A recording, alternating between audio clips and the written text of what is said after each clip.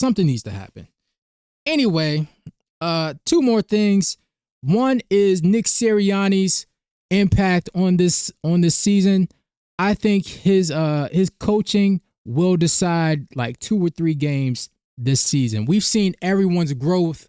We've seen Howie's growth, Jalen's growth, Saquon's growth, AJ. You hear it in his press conferences. You hear his growth, right? You hear it along Mailata, Lane, all the guys, Jalen Hunt. You see them growing, right? But Nick Sirianni, he has grown too, and he's learned from his mistakes. This is why the culture is the way it is. And I think his decision making will have an impact on at least 2 to 3 games this season. All right. I think so. And I think, yeah. Nasty Nick. Who put this thing? Nasty Nick. I'm the man up in this piece. I run shit here. King Kong ain't got shit on me. I know what the fuck I'm doing. He knows what he's doing. All right. So that take care of that. And lastly, I just want to say that my quarterback, you know, the thing about Jalen Hurts is Jalen Hurts' name right now is big business. Okay? Jalen Hurts' name is big business right now. Okay? You say Jalen Hurts' name, your views go up. You put Jalen Hurts on a thumbnail, your clicks go up. Right? Oh, let's make a list. Let's put him at, let's make a top 10 list and let's put him at number 9. You know what? F it. Let's put him at, let's just leave him off the list. Let's put him at 12. Honorable mention. That will get the Eagles fans to come and really destroy the comments and destroy the creator. But I keep saying the same lies that they use to bring down Jalen Hurts are the same lies that they use to prop up a Joe Burrow or a Justin Herbert, right? So Jalen Hurts' name, it's just a money-making machine right now, okay? He's won the Super Bowl. He won the Super Bowl MVP, which has a lot of people in shambles. His name has essentially been running laps throughout this whole offseason. All right? You know, that whenever they make a list, it's for Jalen Hurts, where he's ranked. They don't care. Patty's name doesn't ring bells like it used to. All right? And the thing is, here's the thing. A lot of people on Twitter, they're so slow that they don't even realize that Jalen Hurts is the face of the league and has been for the past 2 years. They got him to be the ambassador for the Olympic Games. All right? He was up, whether you like it or not, he was up to be on the Madden cover. If Saquon didn't have that hurdle where he's jumping over niggas backwards, Jalen Hurts would be on the cover. Donovan McNabb was on the cover, and he didn't even win the Super Bowl. You know? He's on Men's Health magazine, the cover of that. Time 100 influential people. It's Jalen Hurts. He's the face of the league. And whether you'll come to grips on that or not, look, the numbers don't lie. The numbers don't lie. Last year, I think we had some of the most viewed games throughout the season. Why? They want to see Jalen Hurts either succeed or fail. And that's the other thing about these people that make the list. All right? I used to think that they're not watching the games. That's what I used to think. But now I'm like, I know 100% they're watching the games because haters have to watch. Haters have to watch what you're doing because they want to nitpick, all right? Skip Bayless. Everybody's turned into Skip Bayless now, all right? he made a living off of trashing LeBron every single day. All right. He made a living off of trashing LeBron every single day.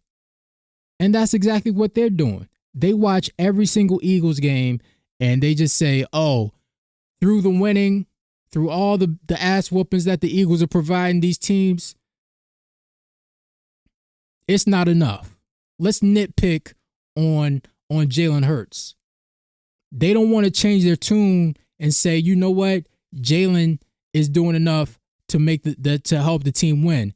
And I believe that they're going to turn it around next week. Even if they don't turn it around next week, just say that, because they'll say, you know, oh, Joe Burrow, he's doing enough, but they don't get the win. So is he doing enough? No. Yeah, so this happened. Apparently this girl is a social media influencer. So let's just watch it. Let's see what happens. I saw you at the Super Bowl. I asked you who your hero was. It's good to see you again. Yeah, I didn't know you from Philly. I definitely remember. Really? I remember. Can we hit the gritty together? I remember faces. No, that's it.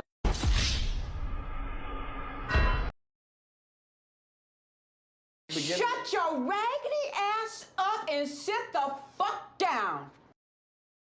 Listen, man.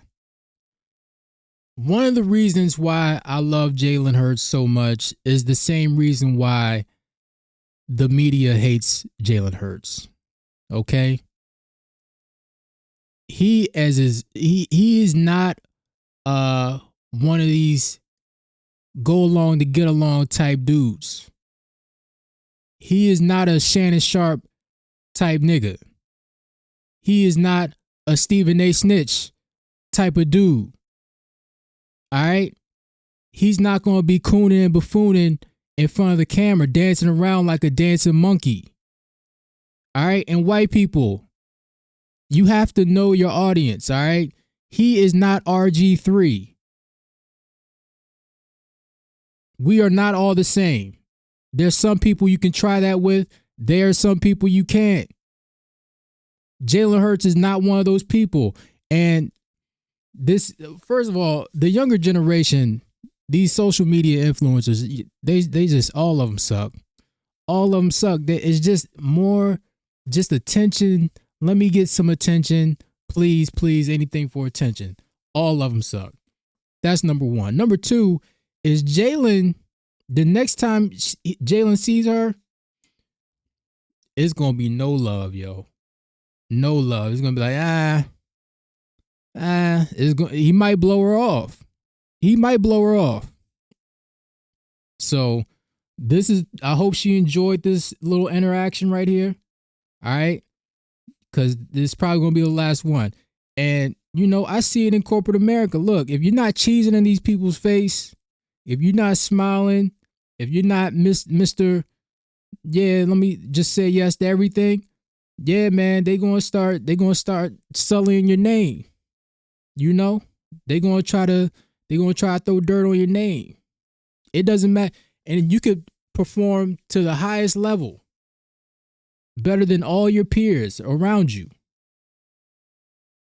And if you're not Mr. Cheese It, you know, cheesing and grinning all the time, this is how they're going to treat you.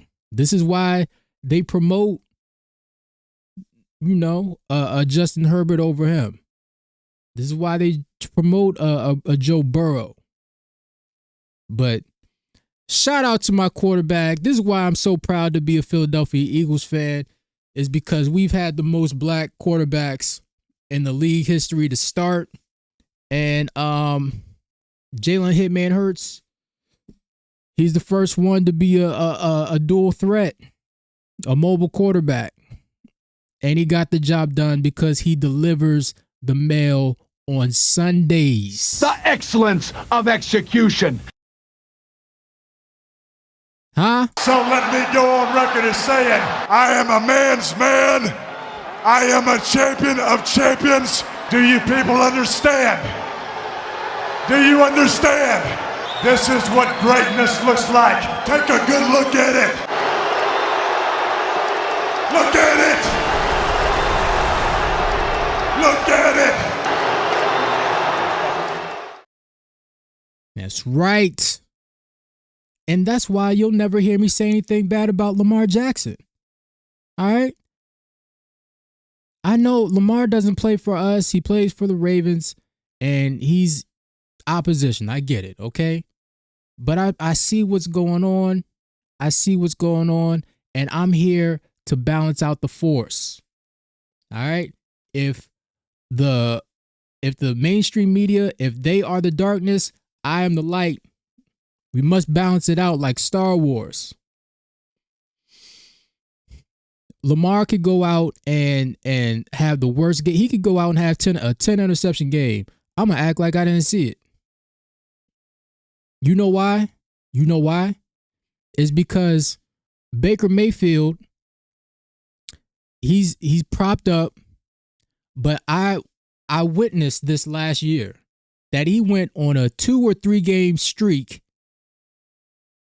He went 2 or 3 games and he threw 7 interceptions within that span. And nobody said a word. Why is that? No one was labeling him a turnover machine like they did to my quarterback. All right? And not only did Jalen Hurts stop the turnovers completely, he was winning when he was turning over the ball. And they were still trying to crush him. So that's why I'm not gonna do that against Lamar until we meet him in the Super Bowl. I saw Jared Goff throw 4 or 5 interceptions in one game. Swept right under the rug. Still in these top 10 quarterback takes. Okay. Yet Lamar, he throws 41 touchdowns and has single-digit interceptions in the regular season and doesn't win the MVP. Didn't Aaron Rodgers do the same thing a couple years ago? His stats had to look similar. So yeah. So we go and we look at Lamar Jackson's 2024 season, right, to Aaron Rodgers' 2021 season. All right. And these stats are very comparable, right? They're very comparable. You see the completion percentage. Aaron Rodgers got the edge with 68 or pretty much 69%. Lamar got the edge at yards, 41-72, right? The passing yardage goes to passing yardage a game goes to Aaron Rodgers at 257.